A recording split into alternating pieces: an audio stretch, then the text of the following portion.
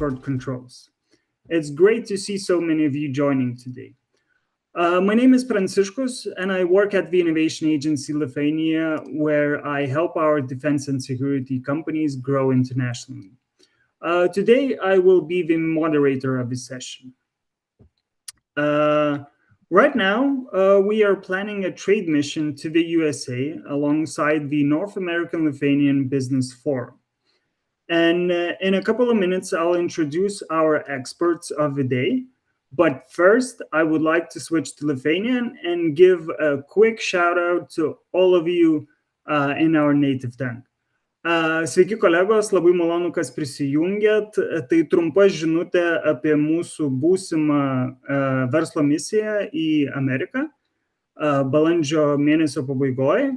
Šiandien pradėjome registraciją ir po šito webinaro atsiųsime jums registracijos linką, kuriuo galėsit pasinaudoti ir užsiregistruoti į mūsų būsimąją verslo misiją.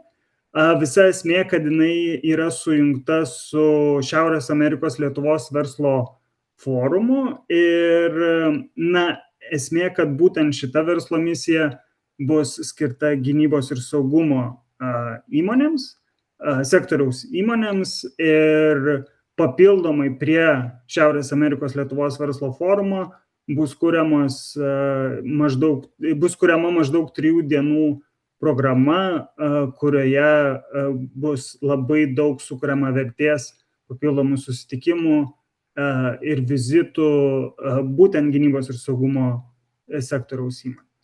Tai kaip ir minėjau, pasidalinsime registracijos linku, bet renkame jau delegaciją ir tikimės, kad prisijungs.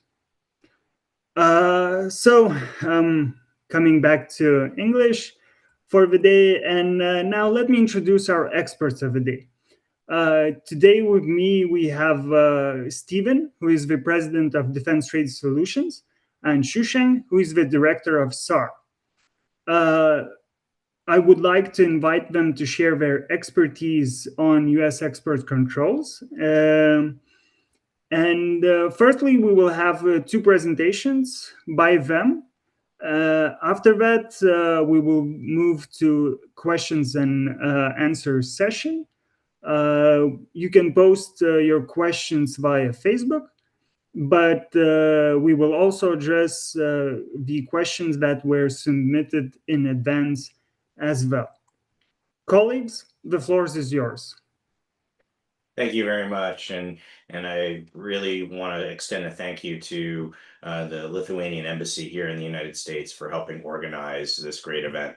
So I'm Steve Kasaza, president of Defense Trade Solutions, and what Defense Trade Solutions does is we help U.S. small and mid-sized aerospace and defense companies navigate ITAR, EAR, foreign military sales, and global trade compliance responsibilities.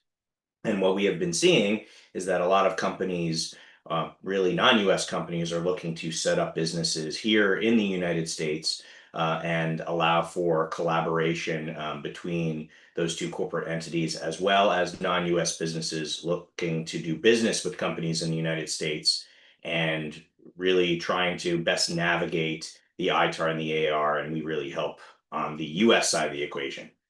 Joining me is Shanks from SAR, and what SAR does, and this is absolutely fantastic and crucial to this conversation, SAR specializes in navigating the extraterritoriality of the ITAR, EAR, and U.S. export controls. And so the way this webinar is going to be structured is I'm going to be talking about the U.S. requirements from the U.S. business side of the equation, and then turn it over to Shanks to talk about the extraterritoriality of the ITAR and EAR and how to manage it. So all of the Lithuanian companies attending, especially the small, medium enterprises, you are going to walk away really understanding the full spectrum of navigating the ITAR and EAR requirements, both in the United States, as well as companies outside of the United States. So it's going to be a very special webinar, and looking forward to hearing your questions at the end.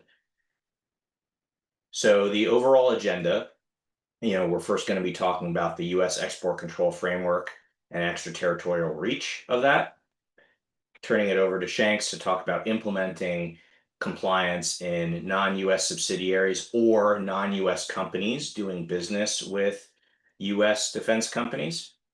We have a couple case studies for you, and then we are going to open it up to question and answer. So first off, understanding U.S. export control framework and extraterritorial triggers. And here's the strategic context. It's a very interesting time in U.S. export controls. So if you look at just the headlines in the past 12 months, you have the White House suspending a export administration regulations affiliates rule about really the extraterritorial reach of the EAR going and having know-how transfer from from U.S. company to non-U.S. company, and then further on to non-U.S. ownership. You have the foreign direct product rule, which is a export administration regulation that was really, there have been series of them enacted over the past couple years under the Trump administration. And that really is controlling not just the export of goods, but also the export and transfer of manufacturing know-how and goods that were produced from manufacturing know-how originating from the United States. We have earlier last year an executive order from the White House on reforming defense sales to improve speed and accountability and really make U.S. export controls more streamlined and more competitive in doing business internationally. And we're going to talk about some of those changes later in the presentation.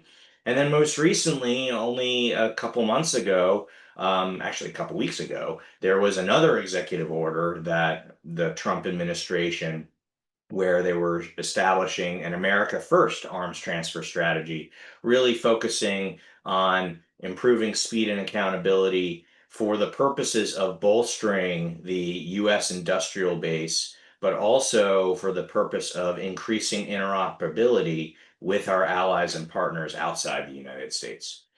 In addition to that, some legacy articles here about the ITAR, International Traffic in Arms Regulations, and the problems that it presents in terms of ITAR taint, and really extending the ITAR controls not just to the export of ITAR-controlled goods and components, but now controlling where those goods and components can be re-exported and retransferred to, as well as the U.S. government signaling to increase enforcement on U.S. export controls. So really making the penalties of doing this wrong more severe, more costly, and really making it a bigger problem for not just U.S. companies, but also non-U.S. companies for getting compliance wrong with U.S. export controls. And so what we are seeing, and this is very, very important over the past 12 months, is that there's a shift to not just U.S. requirements and U.S. companies having to deal with export controls, but now a networked-based compliance beyond borders, beyond U.S. borders, outside the United States. And that is something that directly impacts your businesses and directly impacts the kind of arrangements you have with U.S. defense companies as they're part of your supply chain.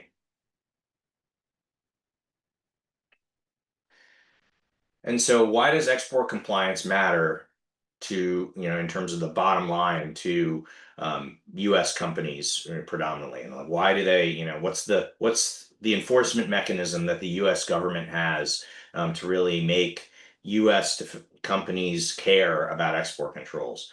Well, the main enforcement mechanism are fines and penalties, and things called consent agreements. And so if you look here in the news, there are a number of companies, U.S. companies, that were fined pretty significantly for export compliance violations. So you have Keysight Technologies, 6.6 million, L3Harris, 13 million, Airbus, 4 billion. All of these are very, very significant fines for these companies. And they don't even take into account some of the corrective actions and remedial compliance measures that these companies would have to take on in addition to paying the fine. And so all of these penalties are not really kept secret by the US government. They're very widely spoken about. So, in addition to the fines and the costs associated with that, noncompliance ends up being very expensive and is a reputation killer for US companies that get this wrong. So, as you're working with US companies and they're taking export compliance very seriously and they're being very conservative in terms of what they can and can't do. This is why, because doing it wrong and being non-compliant is extremely costly for these companies, both in real dollars as well as from a reputation perspective.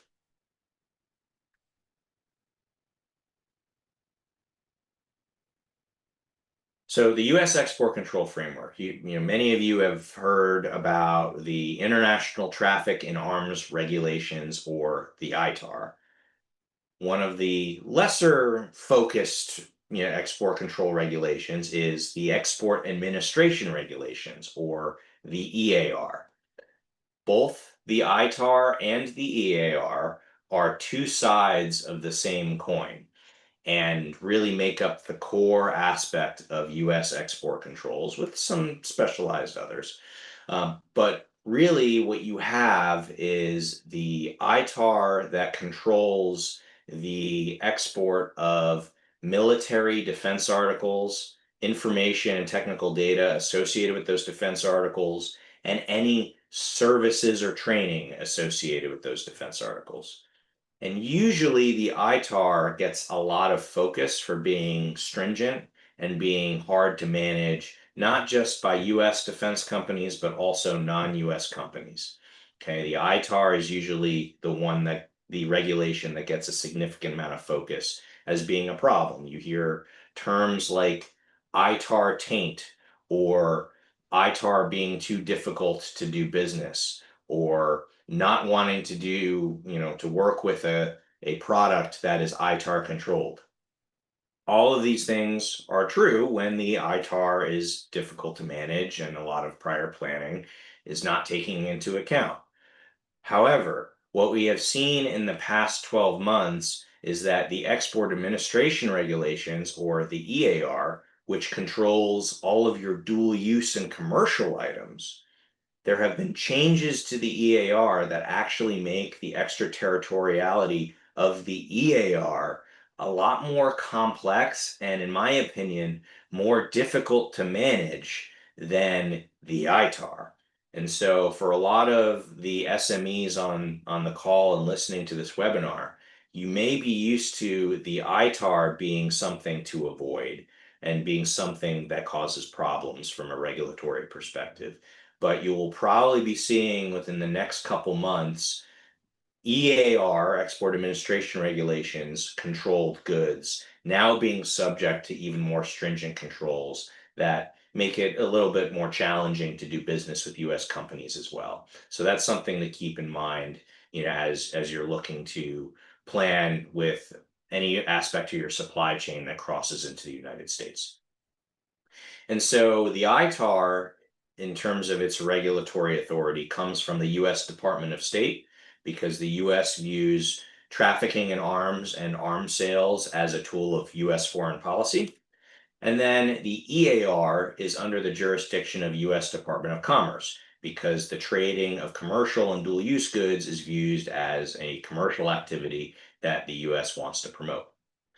In terms of the US export framework, there are a couple other specialized regulators like the Department of the Treasury, Department of Energy, the Nuclear Regulatory Commission. But for the purposes of this webinar, we are going to be focusing on the Department of State ITAR and the Department of Commerce EAR. And then for both agencies, the main enforcement entity for both is going to be the US Department of Justice, that prosecutes any criminal activity associated with the ITAR and the EAR.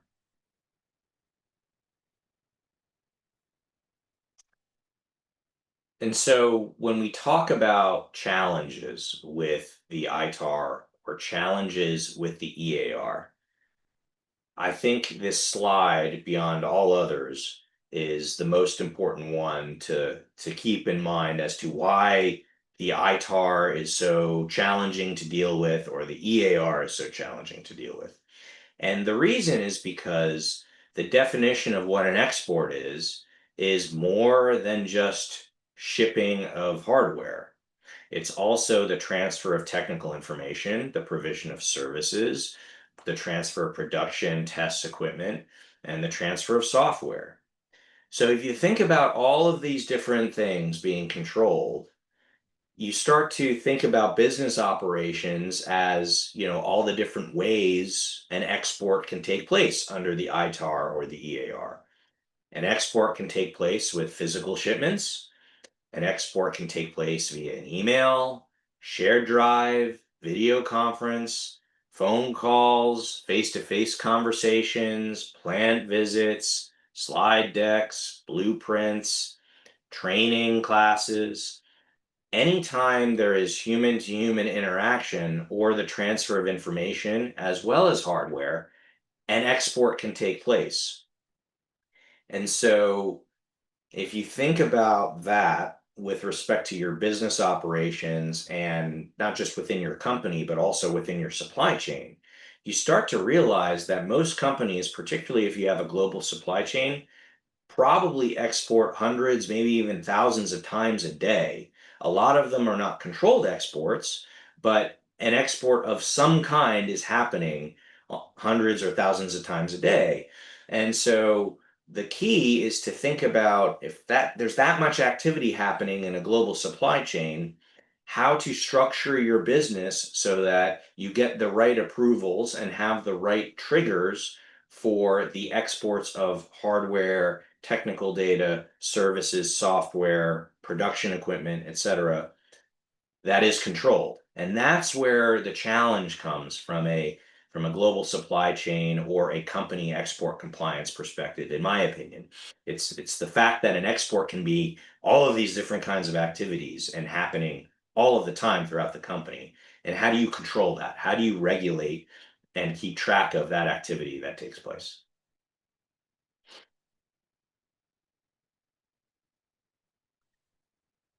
So another aspect of the ITAR and the EAR that is challenging is the ITAR and EAR's definition of dual and third country nationals.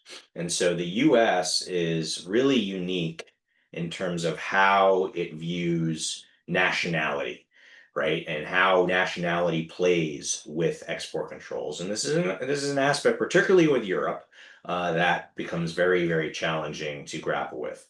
And so under both the ITAR and the EAR, there's a requirement for companies to receive controlled exports that they must screen dual and third country nationals to ensure that transfers of controlled data and hardware do not constitute unauthorized re-exports. And so the definition of a dual national is any individual who holds nationality from the country of their employer, who is a foreign licensee or sublicensee, to an agreement or authorization, who also holds nationality for one or more additional countries. So that would be somebody who is born in one country, but is now living and employed in another. And so from a US government perspective, when it comes to approving the export of a controlled commodity to that employee, the US looks at it as an export to not just the entity of the employer or the country of the employer, but also the country of birth of that employee. Okay, so the US government looks at it as two countries that are receiving the export of that controlled commodity, not just one, not just where the company is. And then you have third country national, which is an individual who holds nationality from a country other than the country of their employer, who is a foreign licensee or sublicensee on the agreement. And so then you get to a situation where the employee is born in one country, might have citizenship in another, and then the employer is in a third country. And so the US government, from that perspective, it has to review and is considering that export occurring to all three of those different countries, not just the company that is receiving the goods. And so if you think about how complicated that can be, particularly when you have in Europe a lot of people, they are born in one country, living in another, and employed by a company that has a headquarters in a completely separate country, you can start to see how the approval and vetting process and those requirements start to stack and become even more complicated for even a seemingly simple transaction as a result of the blended workforce. And so this is very unique to US export controls and tends to be one of the more challenging aspects to grapple with, particularly, in my experience, particularly with Europe, though that, it also occurs, as Shanks will talk about, in Australia as well.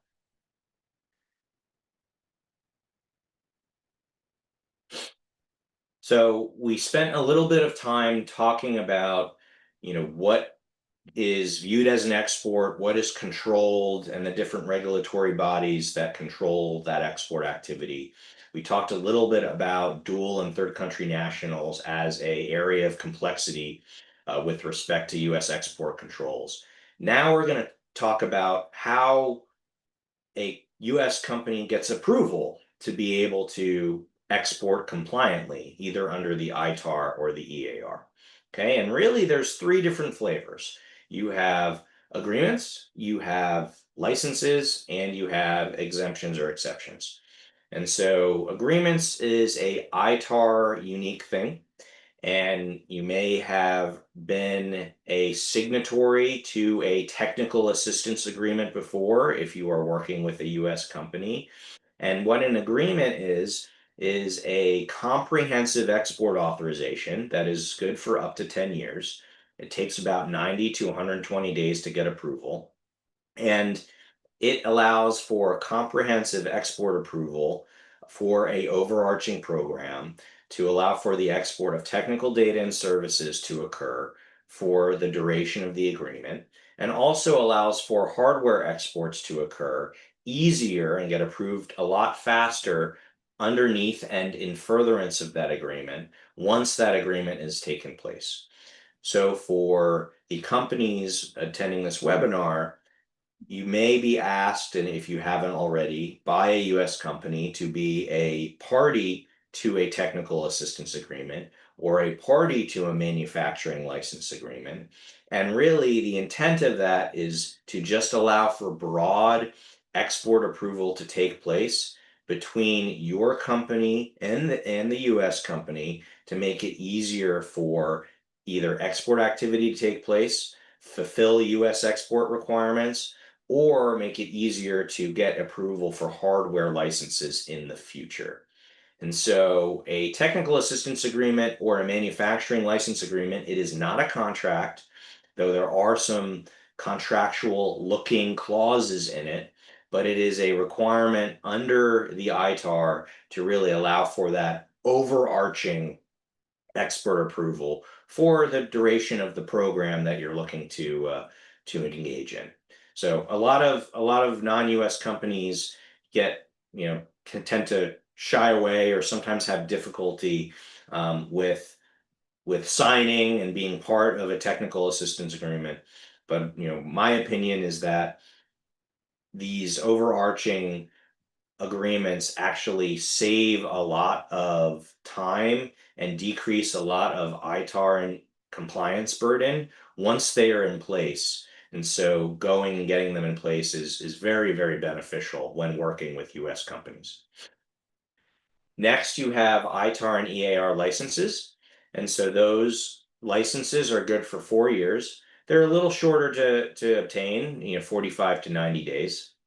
And you have EAR licenses, you have DSP5s under the ITAR. You may have heard of DSP5s. You have DSP61s, DSP73s, DSP85s. And really, those are either permanent export licenses or temporary export licenses that the US company can file for to allow for the export of either hardware or the export of technical data to however many entities are included on the license. They're relatively easy to write and submit. They don't take that long.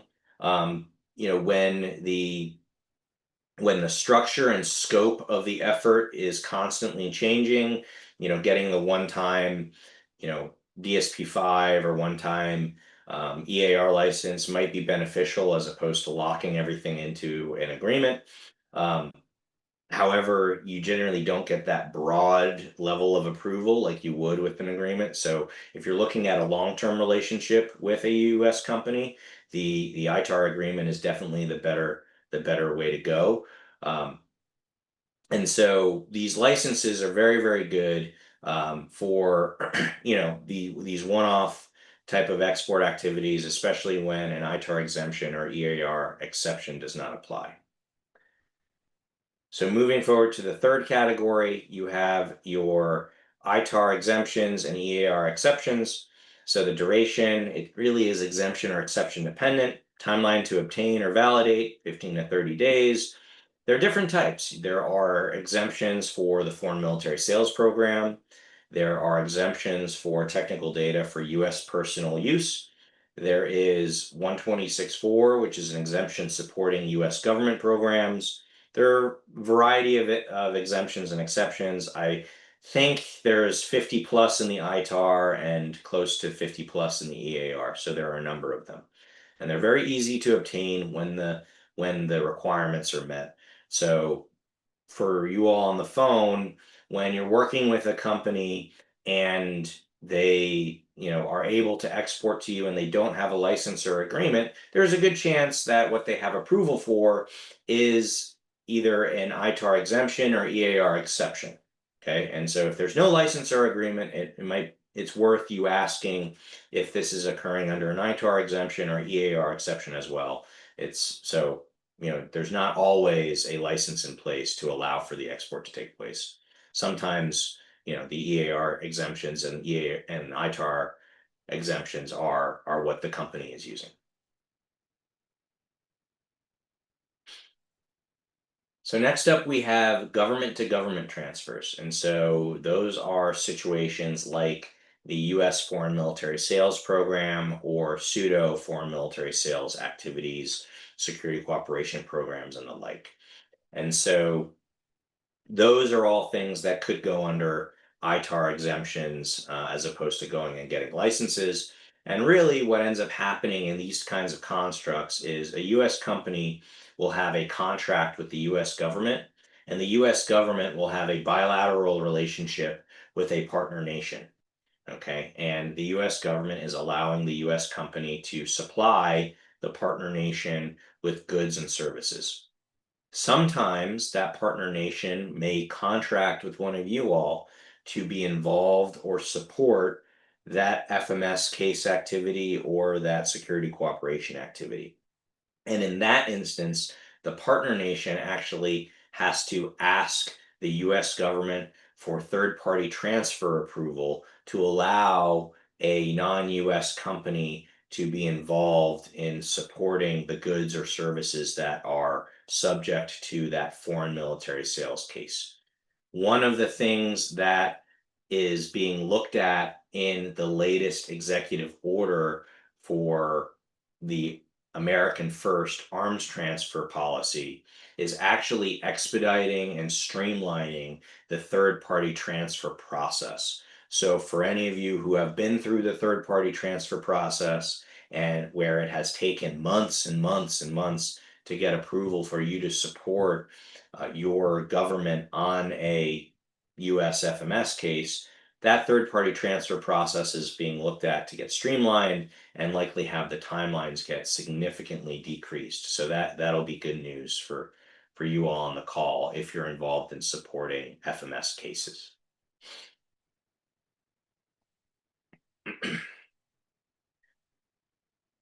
And so getting the approval is only one step. As far as post-approval goes, whether we are talking about the US company or even your companies that are participating in ITAR or EAR governed activity, there is a record retention requirement. And so all records associated with the ITAR and EAR export activity must be kept for 5 years from either the expiration or termination of the license agreement or other approval, or from the date of the transaction, or whichever is longer, right? Especially when an expiration date is not given. And so examples of those records that have to be maintained, it's any purchase orders, records of sales, transfers, shipping documentation, item classifications and rationale behind the classification, authorizations or other approvals. So for you all on the phone, it really, in terms of the record keeping requirement, generally is your receipt and the purchasing documentation around the receipt of ITAR controlled goods and services. That's the most important thing. Most of the record keeping and reporting requirements fall to the exporter, but for you all, your records on what you receive is a requirement as well. So now we get to the concept of extraterritorial reach. So we were spending some time talking about what's going to be changing, why the ITAR and EAR are complex, specific complexity touch points, what are the different kinds of authorizations that will allow for goods and services under the ITAR and EAR to get transferred to SMEs outside the United States. Now it's to talk about where are the extraterritorial reach touch points. And so when you're thinking about extraterritorial reach and the requirements around that, there are really three different areas that determine the extent of that reach under the ITAR and the EAR. The first is origin. Where did the hardware, software, technical data come from? If it ended up coming from the United States, there's extraterritorial reach in terms of where it can be re-exported and retransferred to. Second is person. So if there are US persons providing defense services or providing information, there is extraterritorial reach, even if those US persons are not in the United States, even if they are abroad. So even if a US person is providing services outside the United States to one of your companies, even if they are living in Europe, there is a requirement for some kind of export approval for them to be providing those goods and services to you all. And the third is derivative. So any foreign, non-US, produced items that are incorporating or are derived from controlled US technology has extraterritorial reach. So the US government has a re-export or retransfer requirement for any commodity that is produced outside the United States by a non-US company if the know-how or information was originating from the United States. And so whether, if you're looking at that kind of origin, US personhood, or any derivative capability, that's where a re-export or retransfer requirement is likely going to take place under the ITAR and the EAR and have extraterritorial reach because of it. And so some common triggers for non-US subsidiaries that you may run into, and this actually is true for non-US companies, they don't necessarily have to be subsidiaries, is if you're accessing US technical data in multinational engineering environments, that technical data will need some kind of approval for you all to access it. If there is contractor logistics support by a non-US subcontractor on a item that was transferred via FMS, there's likely a third-party transfer requirement before your company can access it. If there is a re-export of US origin components that are in production overseas, that is likely occurring under a manufacturing license agreement, and the manufacturing license agreement needs to encompass the re-export activity to those additional countries. If there's integration of ITAR controlled firmware or software into a non-US end item, then the export of that software and retransfer of that software needs to be approved by the US government. if there's a US person participating and servicing a non-US platform, that US person is providing ITAR controlled defense services, and there has to be some kind of approval in place for them to do that. So you can start to see that whenever a US person is involved, or there is a transfer of either information or hardware from the United States, there starts to be these re-export or approval requirements that the US government has to make in order for that activity to occur.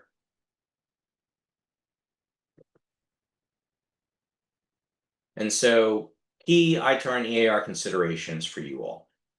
So it's very important to have information controls in some capacity. So you don't want to have your data commingled. There has to be some kind of IT or data segregation and hygiene, so that you all know when you're working with US aspects of your supply chain, what is US origin data versus data that you all had at the beginning.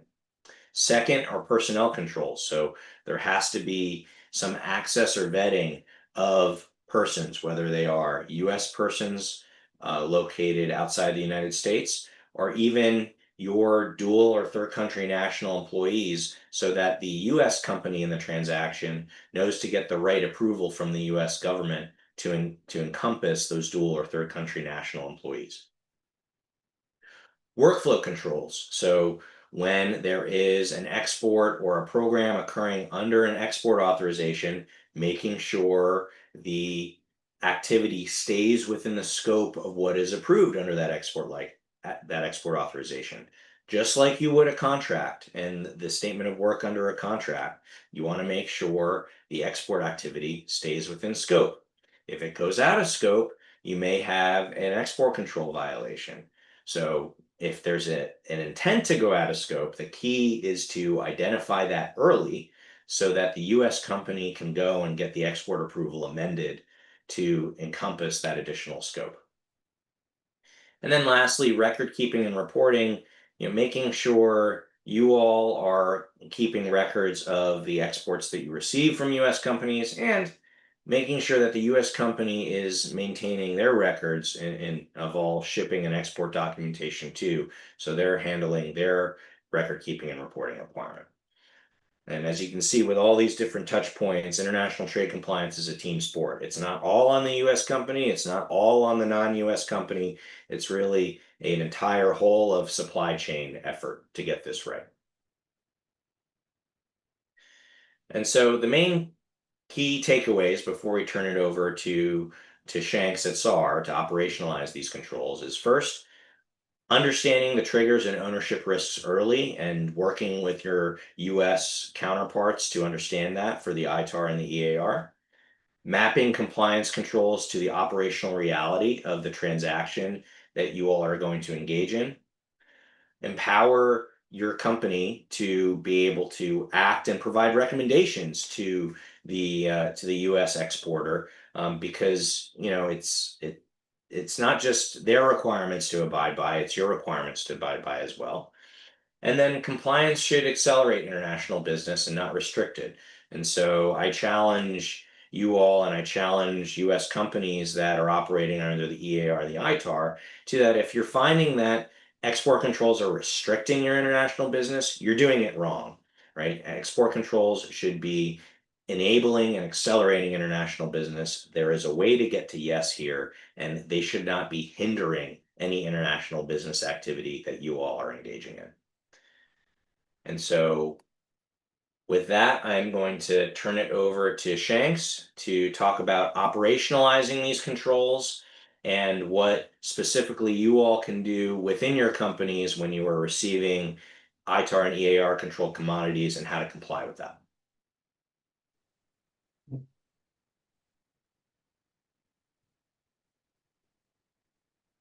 Awesome. Thank you, Stephen. And labas, everyone. That's about the extent of Lithuanian that I was able to teach myself in preparation for this. But yeah, good morning, good afternoon, and thank you everyone for joining today. And thank you very much for the industry, the Lithuanian industry team for working with us to be able to put this on. So Stephen's taken us through a bit of a journey I guess, in terms of what is US export controls and why does it matter, but also what are the opportunities with that. So from my perspective, just going to go over, I guess, a bit of a introduction and set a bit more of that context. And then we'll go over, I guess, in detail, sorry, at a very high level, what are some of those key foundations of a strong compliance plan? So how can entities working outside of the US build a strong compliance framework and program in order to ensure that those controls are being met, implemented, and then are being met? And then we'll go into a little bit more detail as to what some of those core elements are. And then we'll talk about some of those practical challenges and how coordination can best be managed from domestic industries with their US counterparts. I will say the slides have a little bit more detail than what I'll speak to, but as I understand, we will be sharing copies of our slides, so you can go back and use them as a reference point as required. So into a bit of context setting. So Stephen's already spoken about the scope of export controls, which is quite large. It's a life cycle. It's from the original receipt of technology all the way through to where technology is decommissioned or has to be disposed. And as Stephen has spoken about as well, it's both the tangible, so the physical goods, as well as the intangible. So when we're talking about technical data, so design drawings, schematics, maintenance documentation at times as well, all the way through to software and sometimes services as well. Typically, when people think about export, we think that something has to cross a border for the controls to apply, but export controls also apply within a country as well. So when something is receipted into a foreign country that has been exported out of the US, those internal transfers can be deemed controlled as well, or a controlled activity, and some of these export controls considerations come in. And so Stephen's touched on a few of the concepts around where you have control technology or you receive control technology from the US, and then you integrate that into some of your domestic products. That domestic product, even though it is something that you might have designed in your country and it's something that you might have produced in your country, if it has that US source material in there, that in itself might become some controlled technology. So when we think about life cycle compliance and what those measures are, it's really important that organizations, when they're working with US counterparts, when they're receiving technology from their US counterparts, that they classify that technology as it's coming in to really understand, is it ITAR controlled or is it EAR controlled? And when that technology, again, whether it's physical goods or whether it's technical data or software, as that's moving around your organization, that it's being marked in some way and that access is being segregated. Because as Stephen has also spoken to, there is a implication based on people's nationality or dual nationality. So therefore, it's important that we're vetting people as well. And ultimately, at the end of the day, it is really important to maintain those records as well. And we'll go into more of this detail as we progress. So I guess, why is it important?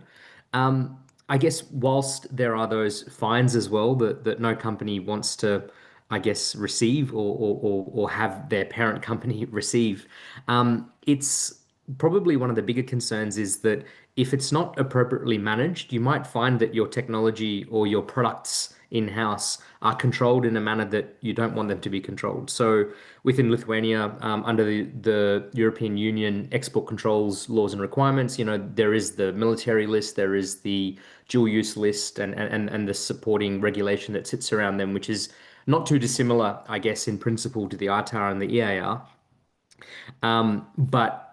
So therefore those domestic requirements are going to be met in any case. But what you don't want to do to the extent possible is have additional requirements on you managing your technology. So therefore it is really important to ensure that that's being appropriately managed, so you don't increase the amount of risk or don't increase the amount of compliance that you might have to consider. But also, again, that unauthorized access by a dual or third country national. And as Stephen spoke to, especially in that European context where there is a lot more freedom of movement, I guess, between European countries, especially those within the European Union. The US look at nationality based on, I guess, a specific country. So they don't look at individuals as being part of the European Union. They'll look at individuals as being part of a specific country. So if people have had multiple citizenships through the course of their life, the US will see that as an export to all of those countries that individual has had citizenship for. So therefore, again, vetting staff where they're accessing US technology is critical, because in a scenario where individuals, I guess, access US technology when their country or a country that they hold nationality or past nationality with hasn't been authorized, there is significant, or there could be significant risk exposure there. So again, as Stephen spoke about, the US requirements apply extraterritorially. So that's different to a lot of, I guess, export controls, laws and regulations and regimes around the world, because typically it will often only apply in the country at the time of export. And then when technology is received in a foreign country, often the exporting country will leave the responsibility on the receiving country to manage things as they see fit. But in the case of the US, that does not apply. The US government will maintain through a number of different, I guess, mechanisms, that visibility of where their controlled technology is moving to, and in some cases how it's being used as well. So what that means is that often when we're talking about product integration or product development, there might be multiple jurisdictions that need to be considered. So again, in the Lithuanian context, considering both the European Union export controls requirements as well as that of the US. Unfortunately, you can't just pick one, like you do have to consider both. And as Steve pointed out as well, if you're working within those government-to-government programs, or you're supporting a supply chain within those government-to-government programs, there can be some additional considerations that come in there as well. And again, if we put aside the cost of the penalties in itself, it's if export controls aren't appropriately considered, or if something isn't appropriately tracked, the potential risk is that there could be significant delays in the ability to re-export something or even retransfer something within your supply chain. So when something is exported out of the US, it is only exported to approved entities. So that might only be the initial company, or it might only be the tier one supplier that is approved to receive that technology. If there is a supply chain below that tier one supplier, obviously in an ideal world, they would be identified in the initial approval. But if that's not done in a timely manner, that can of course lead to delays, and delays in itself can have significant commercial impacts based on meeting those schedule requirements and customer commitments. Spoken about penalties. I guess the other thing is, as well, is at the end of the day, the US do take the control and the security of their technology very seriously. So in a scenario where companies are found to not be adhering to those requirements, to those extraterritorial, I guess, compliance aspects, it might then impede or affect companies to receive export controls approvals or export authorization approvals in the future. And we have seen that in some unfortunate circumstances. And I guess at the end of the day, if things aren't managed appropriately, it just diverts resources, it diverts time, it diverts energy. And so what we'll talk about now is, what can you have in place to mitigate those risks, and what can you have in place in order to, I guess, work with US technology in a manner that is commercially viable. It creates greater market opportunity because, as we understand, that there's a lot of companies that are on today's webinar that are in that small to medium space. So, how can we be effective in terms of the resources that are being deployed to manage these controls, and then ultimately hope create greater commercial opportunities within the businesses. So, what are the foundations of a strong compliance program? If we were to look at, I guess, the key elements, this work breakdown, I guess, highlights some of those key elements. And what we call it here is an export compliance management framework. So once again, be assured, as I understand, we will be sharing slides.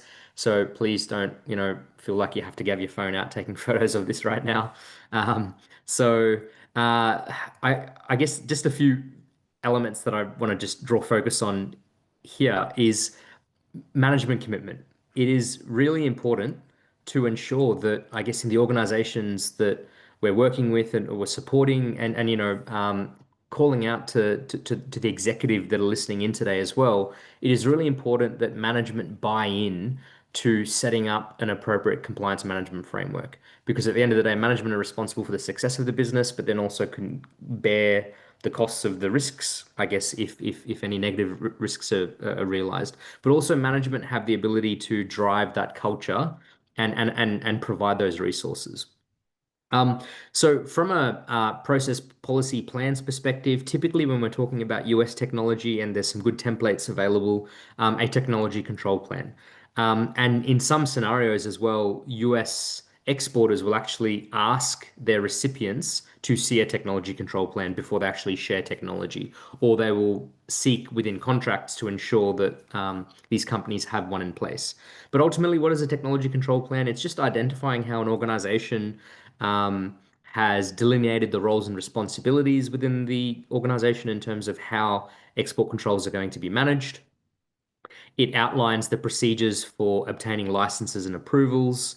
It captures, I guess, the various databases how various transactions can be managed within a company, the various registers, the various databases, et cetera, et cetera. So really, it's that one point of reference within an organization that captures how export controls will be managed. And again, we'll talk a little bit more about what that is. And then there's other elements here as well. So information, ICT controls, physical controls. Again, when we're talking about the need to consider nationalities or past nationalities, the whole human resources, recruitment, onboarding, ongoing personnel management piece from a broader workforce management perspective becomes quite critical. In terms of, again, having that visibility of supply chain and industry partners is really important as well. So again, if you have customers above you in the supply chain, or if you have, I guess, suppliers below you in the supply chain, it's important to track that and manage that in a way that there is a level of comfort and assurance that the licenses and approvals that are coming in from the US exporter, everyone within that supply chain is appropriately captured. And again, here what we've captured is, to highlight as well, is that in any export compliance management framework that is considering US or other foreign export controls regimes, it's really important that you integrate that with your domestic export controls requirements and regimes as well. So once again, in this context, that of the European Union export controls regimes. All right, so key elements. Governance and again, roles and responsibilities, again, enforced by management is really important. Ideally, management would identify some clear structure within the organization and identify who is responsible for managing this within an organization. It is a challenge, understand it is a challenge within SMEs, because often SMEs are working, the engineer will also be the IT manager, and the project manager might also be the catering officer, on top of the, like the warehouse manager, et cetera, et cetera. So people have a lot of different roles, but I guess having one person that is accountable for export controls, because of the breadth of areas that it touches, is critical. We've spoken about technology control plans and those things that need to be tracked. And so subordinate to those technology control plans would be those registers. So registers to capture how, technology, tracking what technology is controlled, tracking what personnel are authorized to access that controlled technology, tracking what authorizations are in place, and then also the transfers as well. So the various exports and retransfers that might occur.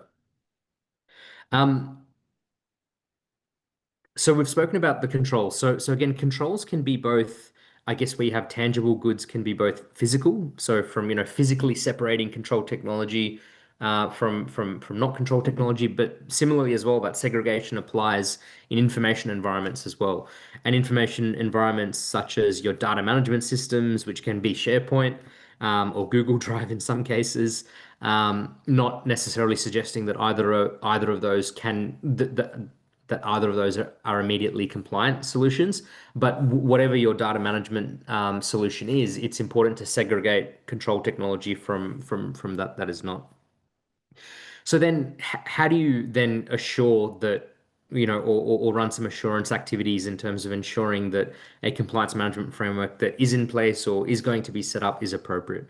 Training, so regular training, I guess, of staff, both from the perspective of staff coming into your organization, but then also that ongoing annual training to the extent that it's necessary, because as Stephen pointed out, there's often a lot of change. There's been a significant amount of change that's been coming through in the last couple of years, but every year there'll be some little reform or some little change that'll come in. So not always will all of it be relevant to your entire organization, but it is important to understand and integrate that into an organization's business practices. Periodic risk assessments or audits or reviews, doing that internally or bringing in external support in order to audit what is occurring. Because again, for that small investment, it potentially mitigates or allows you to have that comfortability that those critical requirements and those compliance controls, those critical controls and compliance requirements are being met. So we've spoken about I guess the aspect of leadership commitment and support and the importance of resourcing.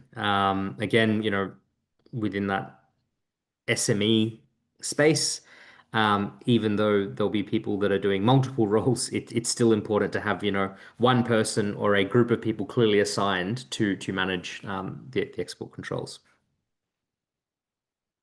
So here we talk about aligning, I guess, the global export control requirements with the domestic control regime. So in this case, the US export controls requirements with the European Union requirements. So and why is that? Because you ideally want to design any compliance frameworks or processes or practices that you're bringing in place to make sure that if you build your compliance processes to the most restrictive requirement, then all other regimes that apply, or all other regimes where you have control technology coming in from, inherently those compliance requirements will carry across and meet that requirement. So in the case of US export controls, typically that is going to be the most restrictive. So if you build a compliance program for US export controls, what you'll more than likely find is that it will also be compliant for European Union export controls, or Australian export controls, or UK export controls, as some examples. And so in doing so, it is important not to just look at, say, if you're looking to work with US companies, just to look at US companies in isolation, because in some cases, when you import, when a US company has exported their technology and you've imported into your country, not only will those US extraterritoriality requirements apply, but you might have some of your own domestic controls apply as well. So say, for example, if you're integrating some domestic products with some US products, and then you want to re-export that to a customer in another country, you will likely have both your European Union export controls as well as the US export controls that you need to comply with for the sale of that product. So it's not that just one applies, often multiple will apply. And in the context that we've supported some clients within Europe and specifically within UK, that, like, we have seen that it's been scenarios where there are multiple countries' export controls that end up applying to a product, and all of those have to be adhered to. And again, if you design your compliance practices and processes in such a way that it meets the most restrictive regime, typically again being the US's. All those other countries' requirements will inherently be met as well. So, all right. So core elements of that compliance program. It's as Steve spoke to as well. It's really important that you understand where something or why something is controlled. So where does it apply, say, for example, on the United States munitions list, if it is being exported from the US? And also then understanding where might it appear on the domestic control list as well. And then so you can appropriately, once it's been classified, you can mark it and you can, I guess, build in those processes to ensure that wherever it goes, you can bring in those appropriate handling rules to segregate, what is controlled versus what is not controlled. So yeah, and then tracking that as well. So where there is control technology that is moving around, where it's being re-exported or where it's being retransferred, from a US export controls perspective, it is important that that is tracked. There are record keeping requirements as Steve has spoken to. Workforce management.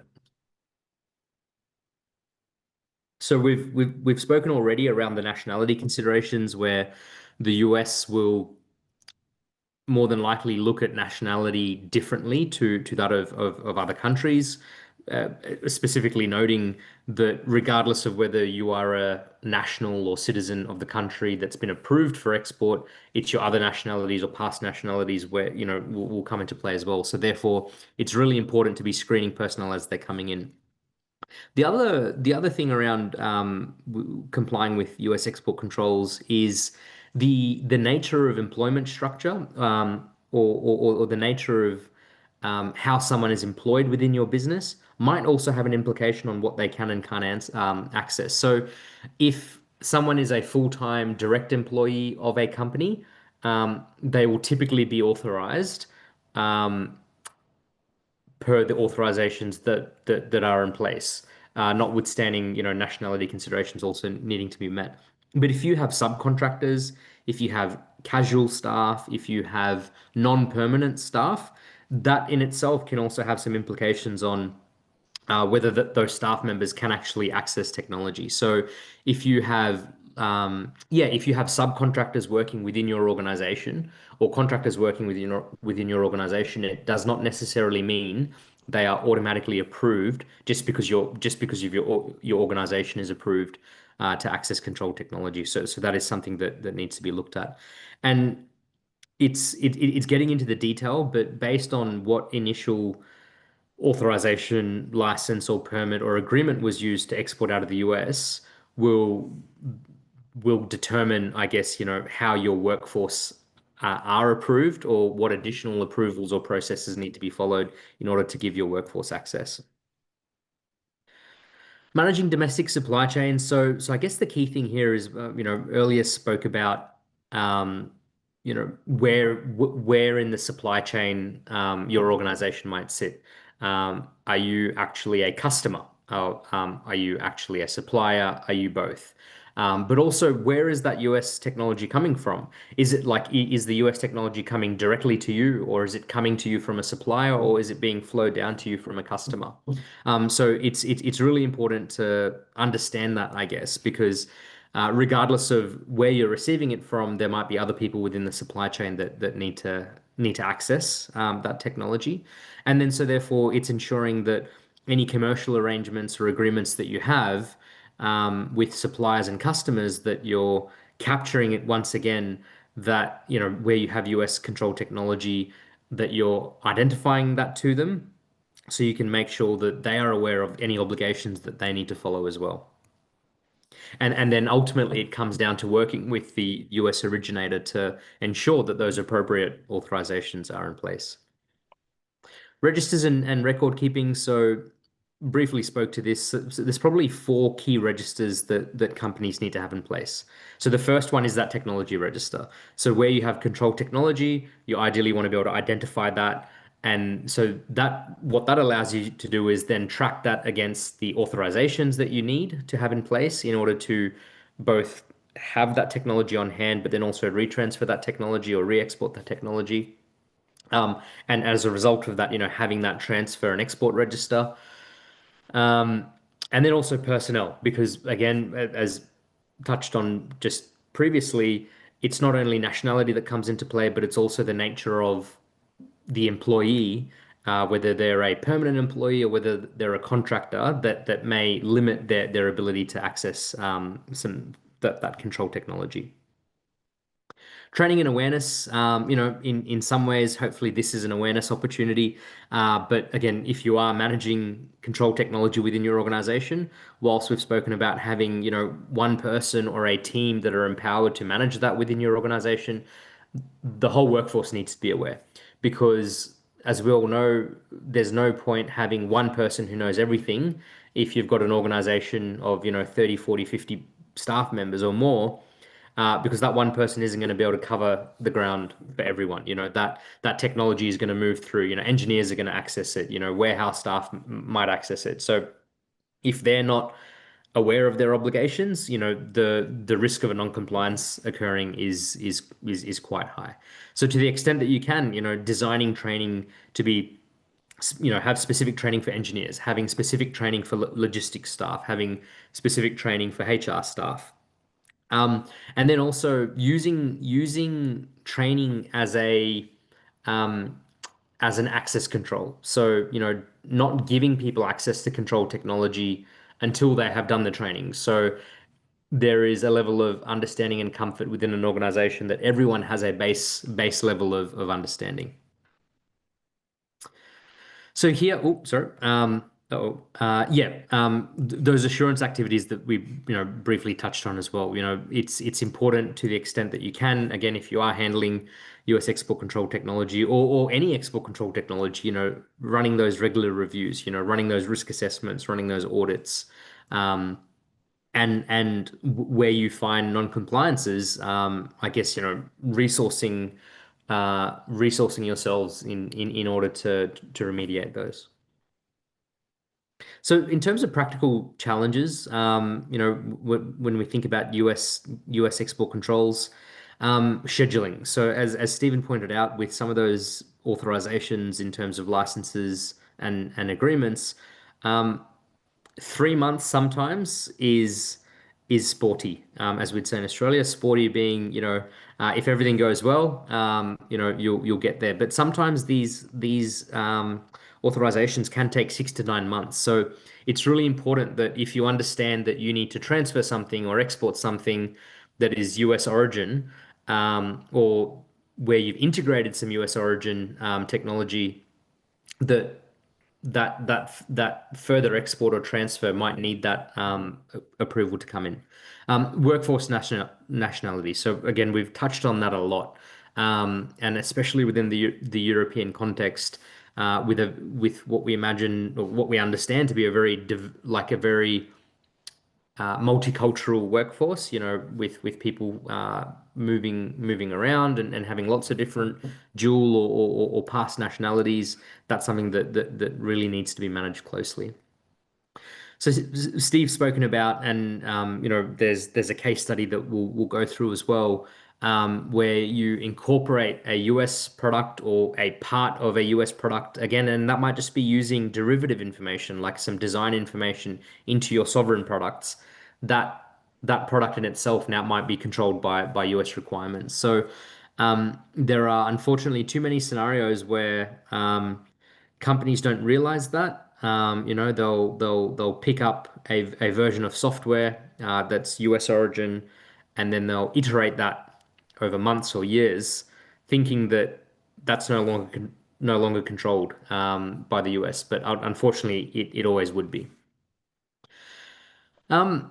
One of the other challenges, I guess, is when receiving controlled information or even software was the previous example. It's very easy to lose track of what is controlled and what is not controlled if things aren't appropriately marked, or if you're using information systems, tagging and using good metadata to track what is controlled is critically important. And so here, I guess, is just some key points and advice, I guess, where if you like within your companies, if you're working directly with the US supplier that is undertaking those exports, like it's important, to the extent that you can make the US company aware of your domestic controls, so make sure that they understand that when they export something to you, if you need to export it back, that there might be some of those, European Union export controls that have to be complied with as well. And what implications does that have on something going back to the US?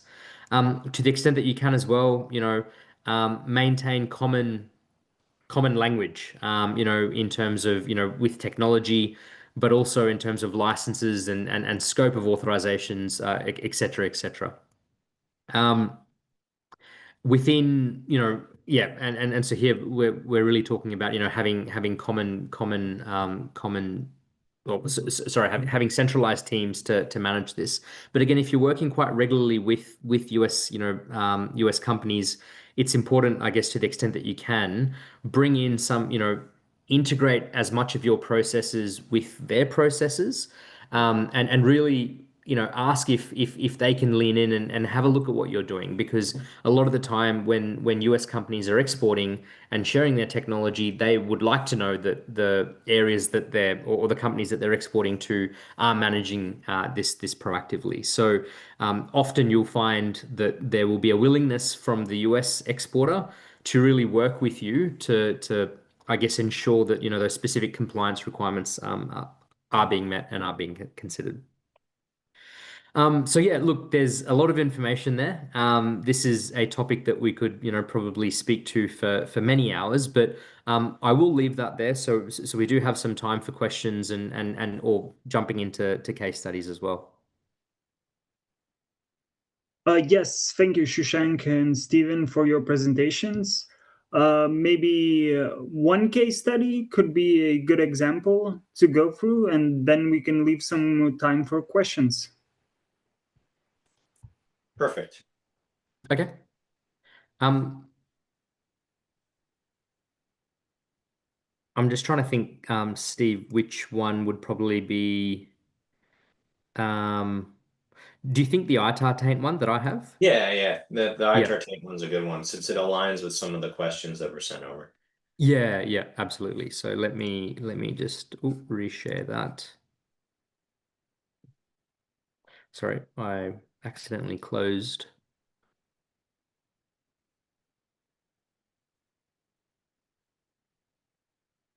Confirming that that's come back up now.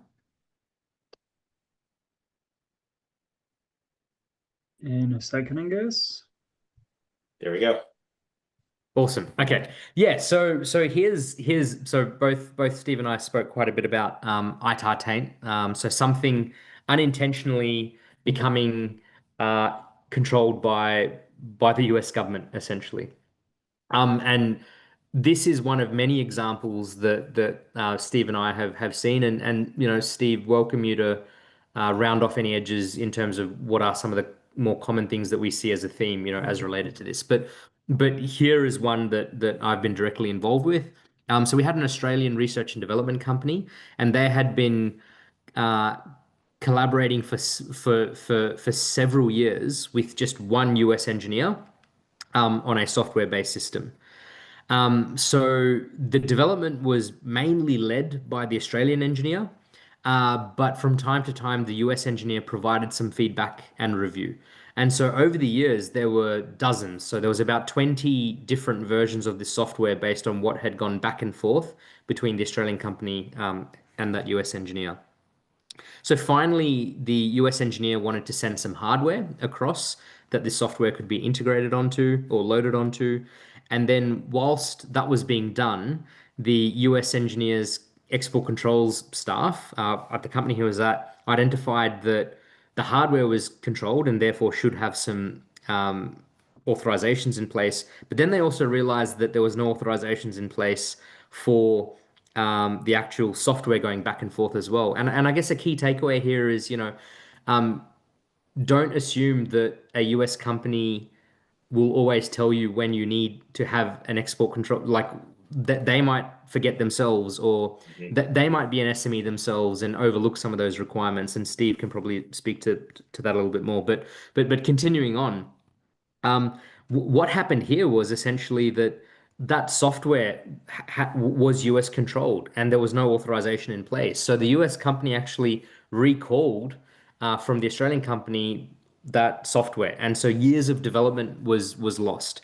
And so for that Australian firm, there was significant, reputational and financial impact as a result of that. Steve, I mean, if you want to talk to maybe key takeaways and round off, where else that similar issue comes up. Yeah, so this one's a little relevant to the current marketplace and where we're seeing a lot of interest, and that is UAVs coming from the United States. And UAVs, in terms of technology, you have some that are ITAR controlled and you have some that are EAR controlled, generally depending on the inner workings of the UAV that drive those different controls. And so what you have seen over the past, I would say 3 or 4 years, is a rise in EAR controlled UAVs being used in a military environment. And what a lot of companies are doing, and US companies are doing, is they are exporting their EAR controlled UAVs and associated technology to non-US governments, and then finding a non-US partner in that non-US country to then integrate ITAR controlled equipment, so defense article equipment, whether it's munitions, a warhead, guidance systems, sensors, etc., in that host nation. And oftentimes there needs to be assistance from the US company on that integration effort to make sure it works with the UAV. And so the entire intent of using a non-US partner in the host country is to, have there be to keep the export controls EAR as opposed to dealing with ITAR controls. But when you have the US company providing assistance on how to integrate the defense equipment onto the UAV in a non-US country, that assistance needs export approval, and it needs ITAR and ITAR TAA to occur. And in that ITAR TAA, the US exporter actually has to map out, where the end use commodity, the developed commodity with the assistance, so that EAR UAV with the ITAR controlled defense articles, where that's going to be re-exported and retransferred. And so what we're seeing is that a lot of the initial thoughts is that, to kind of get around the extraterritorial reach a little bit of going and keeping the UAV, the EAR control, but then doing the integration of the military equipment in, with a partner in a non-US country is a way to do that. But in reality, what ends up happening is it just delays the control and the extraterritoriality until the services need to be authorized. So, not just, I say that because you really have to watch out for ITAR taint creeping up and surprising you later in the game, particularly if you're dealing with EAR controlled commodities that ultimately are going to be used for a military purpose.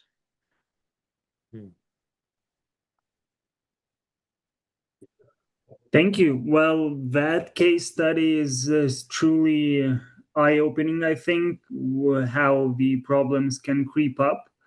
And I think let's go to the question and answer session. I think to give you a bit of a context where our companies are having trouble is that we have around 100 companies working in defense and security sector. About a third of those have final products and are looking for actual end users. So in the context of the US, it would be the US military or other services. So the rest are high-tech components and high-tech services.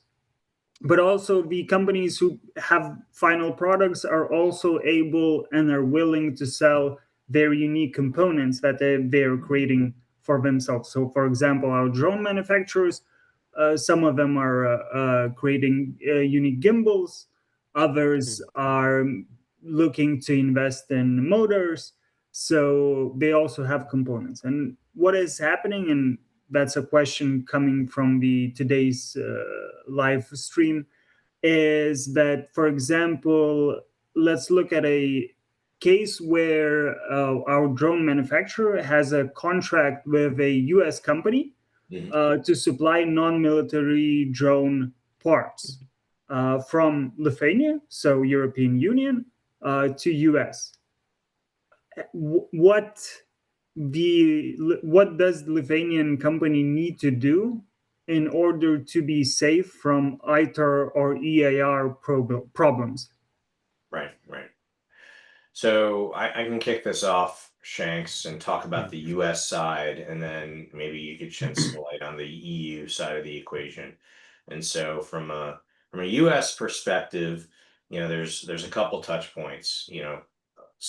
One of the touch points is related to the hardware. I'll talk about that first, and then I'll talk about the potential collaboration of information and services. So with respect to the hardware of a Lithuanian company selling to a US company for ultimate use by the US Department of War. So the hardware, as it is exported from Lithuania to the United States, it is ultimately going to be imported into the United States. And there is a risk in that import process for the hardware to be subject to US duties and tariffs, right?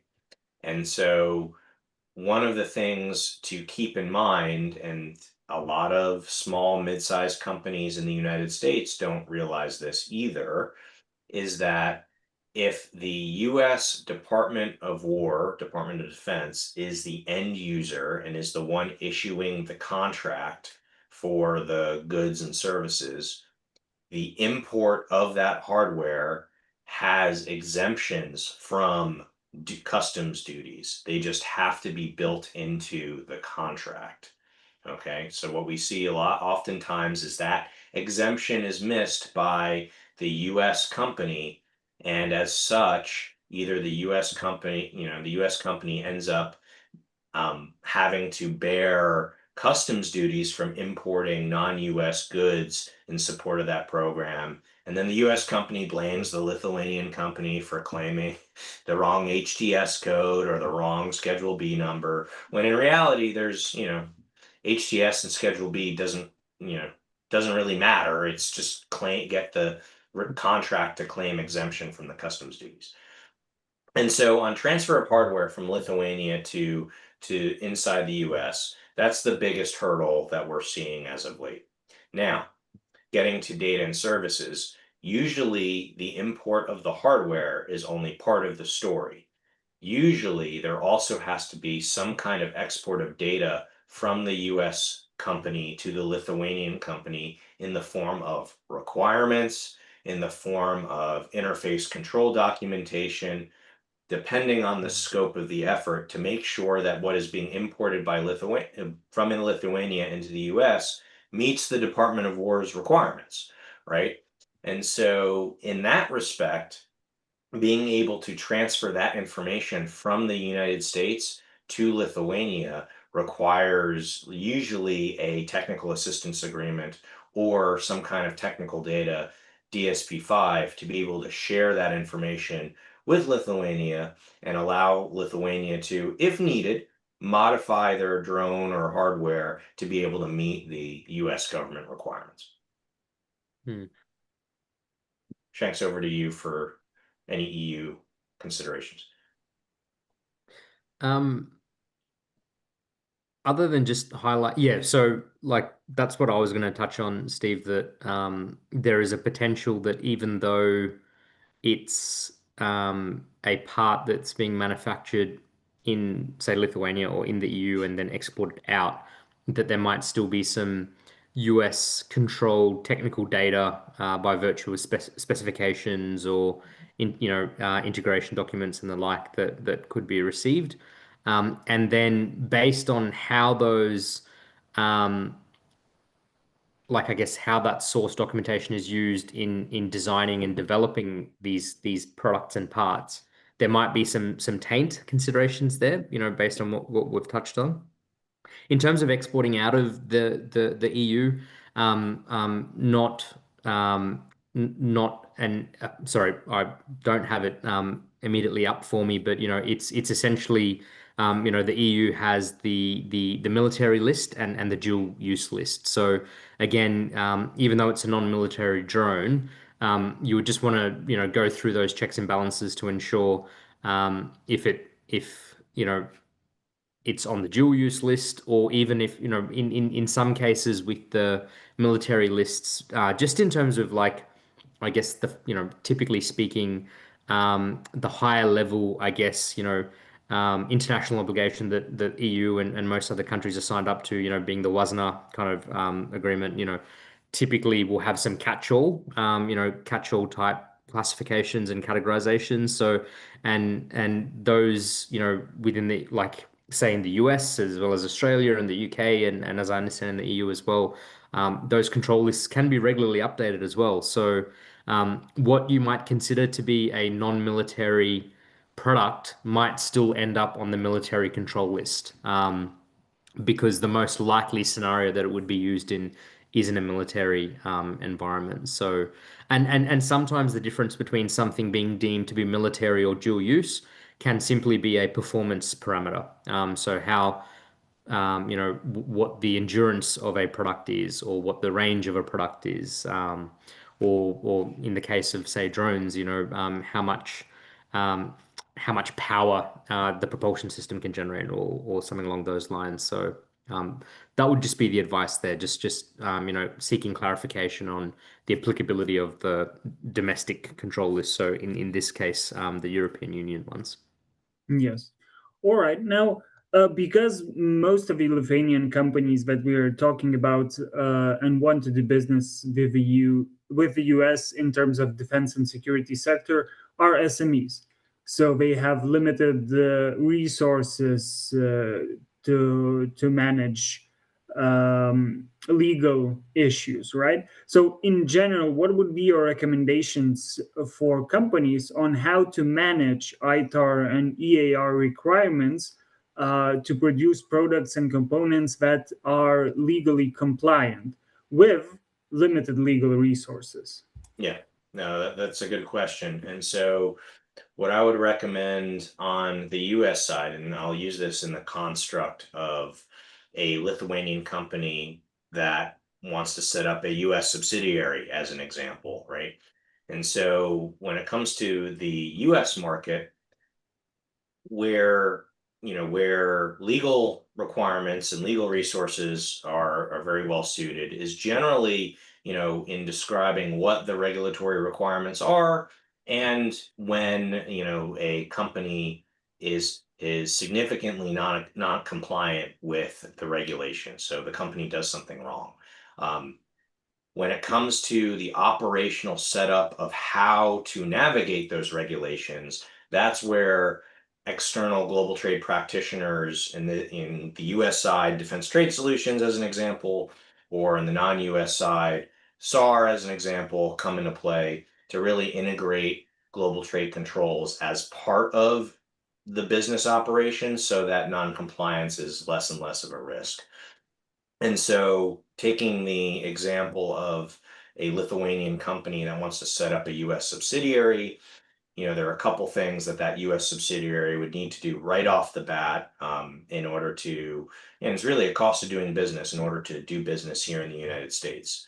The first would be jurisdiction and classification, of understanding where their products that they're bringing into the United States fit within the ITAR and the EAR, because the regulations have different rule sets. That's step one. Step two is getting registered with the US Department of State as a manufacturer and exporter of goods and services under the ITAR to allow for that US subsidiary to be able to export back to Lithuania, as well as be able to manufacture any defense article here in the United States.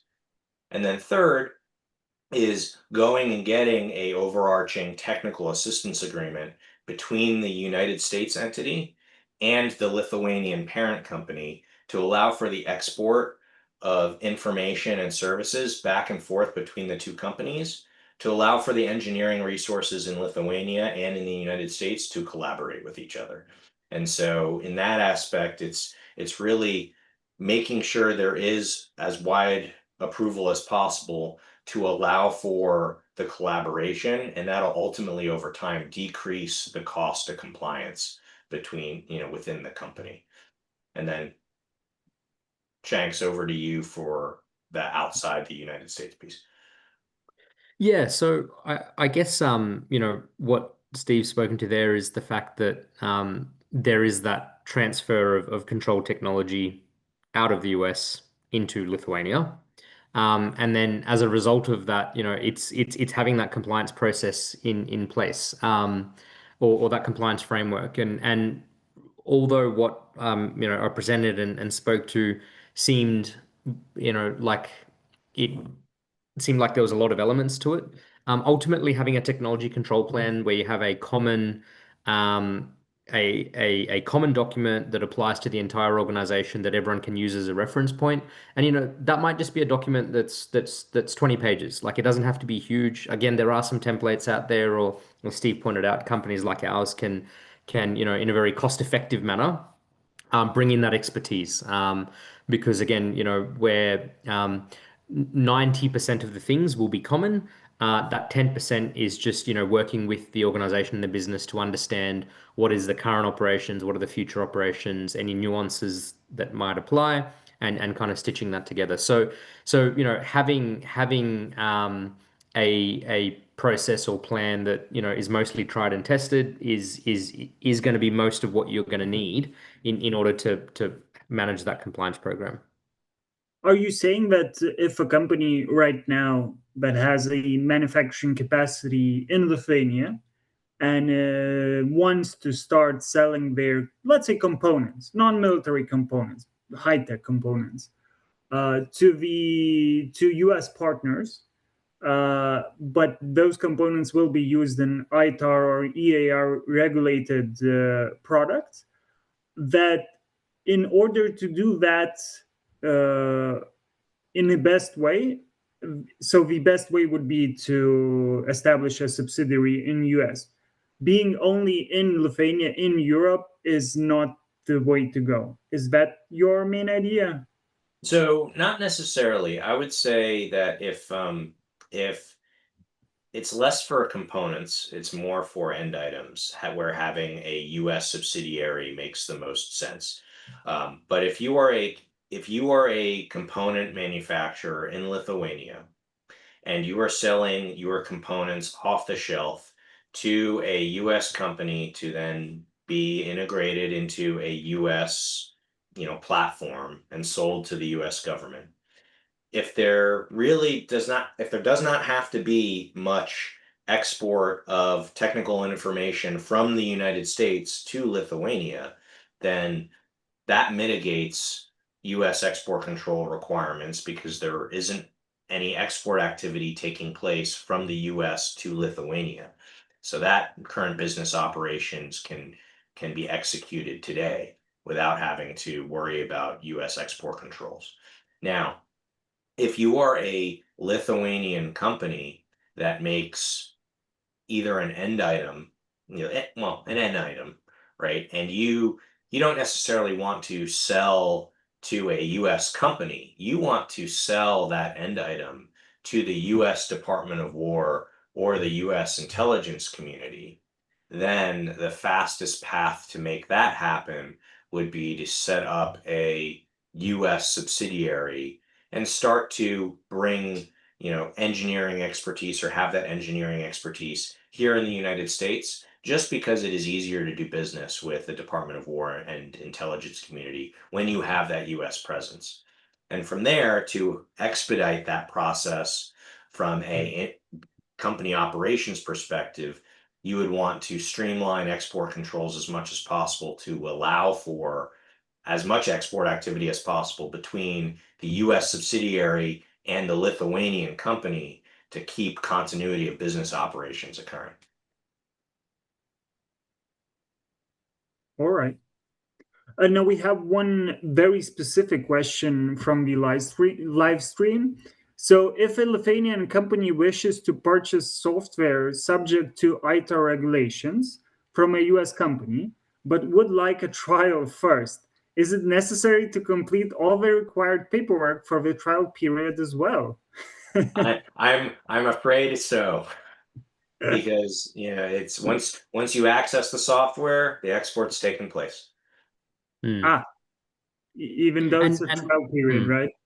Yeah, correct. Like an export's an export, but I mean, in terms of some of the compliance processes that you might bring into place across an organization when you're managing US control technology, you might be able to segregate, say, for example, a part of your workforce, or you might be able to, this comes down to that kind of segregation aspect. So you might be able to do a bit of analysis and go, there's only a few people within the company that need to access it. So therefore, it's only a few people that you might want to do that kind of workforce screening on. And, based on where you're going to store it, you want to then make sure only those few people will access it. So I wouldn't think about it wouldn't think about it from the perspective of how permanent or impermanent something is.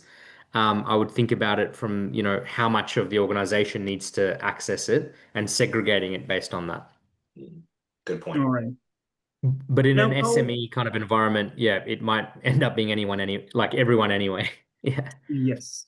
Now, colleagues, our time actually has run out, but I still want to catch your recommendations for our Lithuanian companies, right?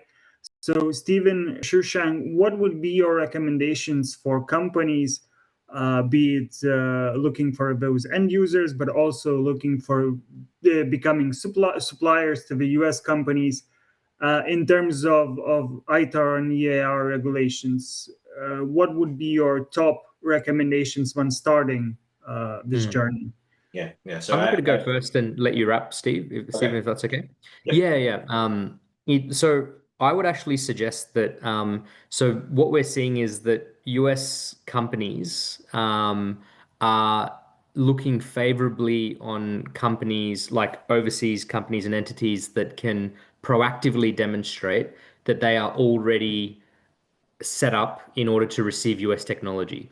So if they can proactively demonstrate that they already have a technology control plan in place or a compliance management framework in place that meets the US kind of requirements, and often when you're tendering for work or when you're going to trade shows and talking to, I guess, US suppliers or US customers, if you can demonstrate or even have, as part of your pitch that, we have a compliance framework set up for export controls, and this is where it's documented, and potentially even provide a copy or provide a summary, that will go a long way, because ultimately what that means is that you're reducing the risk for the US entity. And, it's the US entity, as Stephen spoke to, where there can be hundreds of millions of dollars worth of fines. So if you can minimize that risk exposure for them, they are going to be more likely to take whatever business prospect that you have much more seriously. And yes, it might be a further investment, a monetary investment or a resourcing investment that needs to be made. But the potential reward of that could be, you pick how many zeros you might expect to see on a US contract, I guess. Yeah. But yeah, that's all from me. Yeah, Steve, over to you. Yeah. All right. Thanks, Shanks. That's a very good point. So my recommendation would be first that knowledge is power. So one of the things that is, often gets thrown around is how hard the ITAR is, and that things cannot happen because of ITAR. And in reality, if you look at what the ITAR requirements are, most things are possible. Most things can be approved. Most things can be executed within the ITAR and EAR construct, provided there is enough planning and enough time planned for in advance to incorporate ITAR and EAR requirements. And so I would recommend to not be afraid of the ITAR or the EAR or being involved in an export control transaction. Just set aside extra time to account for those regulatory requirements to be built into those business operations. All right, very good recommendations. Stephen, Shushank, thank you for joining us today and giving information and your insights on these regulations. And thank you to everybody who joined us and listened in, sent questions beforehand and sent in questions during the live stream.